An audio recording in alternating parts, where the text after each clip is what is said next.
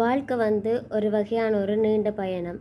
இந்த பயணத்தில் அன்பு, சோதனை, வெற்றி, துன்பம் இதெல்லாமே எங்களை தொட்டு கொண்டு செல்லும். ஆனால் இந்த சாதி என்ற சுவர் இன்னும் பலரின் பாதையிலையும் இது தடுத்து நிற்கிற ஒன்றாக தான் இருக்குது.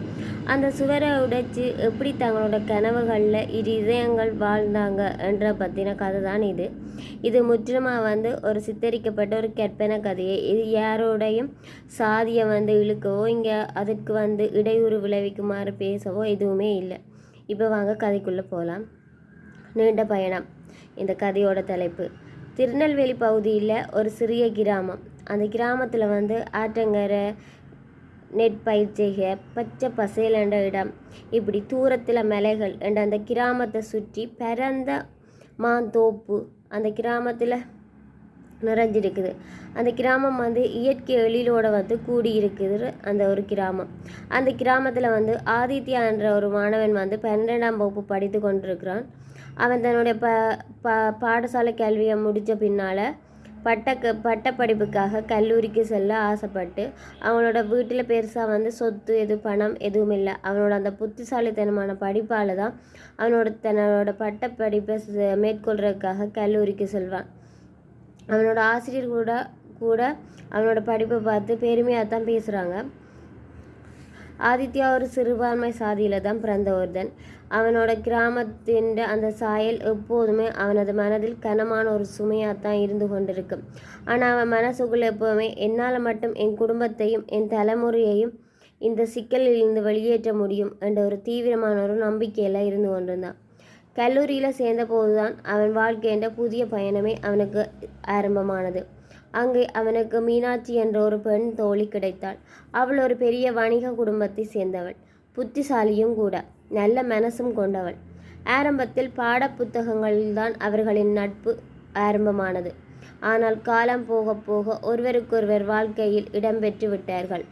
ஆனால் பிரச்சனை என்ற ஒன்று எப்போதும் நிழல் போல அவர்களை தொடர்ந்து வந்து கொண்டேதான் இருந்தது. அதுதான் சாதி.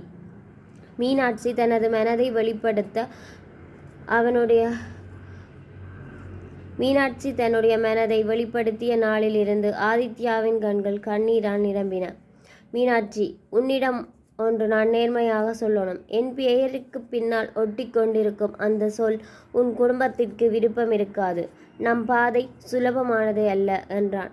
மீனாட்சி புன்னகைத்து கொண்டே, ஆதி, பாதை எவ்வளவு கடினமானதாக இருந்தாலும் நாம் சேர்ந்து நடந்தால் அது மிகவும் சுலபமானதாக இருக்கும். நான் உன்னை மட்டுமே பார்க்கிறேன். உன் பிறப்பு அது என்னை என்றுமே பிடிக்க முடியாத ஒன்றாகவே நான் பார்க்கிறேன். ஆனால் இருவருக்கும் தெரியும் அது எளிதான ஒரு பயணம் அல்ல என்று. அவர்களின் உறவை பற்றி மீனாட்சியின் வீட்டில் அறிந்தவுடன் புயல் என எழுந்தது மீனாட்சியின் குடும்பமே.